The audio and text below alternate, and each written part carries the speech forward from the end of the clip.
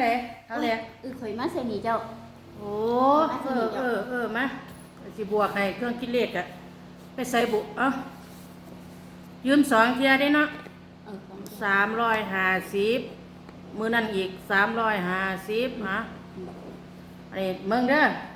0 บวก 0ก็0นั่นว่า5 บวก 5ก็เป็น10นั่น3 บวก 3ก็เป็น6 บาทนะ2 รอบก็เป็น 6,100 บาท350บวก350เป็น 6,100เลยติก็แม่นตัวนี้เด็กข่อยก็บวกให้เจ้าเมืองอยู่เสียข่อยโลดจดบัญชีมาจดบัญชีมาเกรด A เอาใส่เอาเอกคณิตศาสตร์ใส่มื้อนี้ให้มันแล้วโลดก็ว่านะอันนี้เอา6ไปก่อน6นี่6ลงไว้6ลงไว้6มาใส่มาแล้วเด้อบัดนี้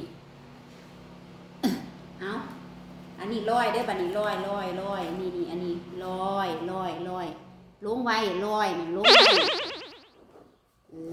เอาบัดนี้ครบไปบัดนี้6,100ครบแล้วลงตัววะจะไปฉลาดที่กันเท่านั้นเนาะจะไปฉลาดหายกันได้บัดนี้นะเบิดดีกันแล้วได้บัดนี้คิดหามันสิออกได้บัดนี้ครบแล้วนี่เด้6,100นี่เด้นี่ก็100นึงนี่ก็6เจ้าก็สลัดอยู่ว่าใดเนาะเบิดดีกันแล้วได้บัดนี้ไปกันหนาเอาเลยว่ากันไหมเอาเลยสลัดที่กันกับข่อยอยู่เนาะ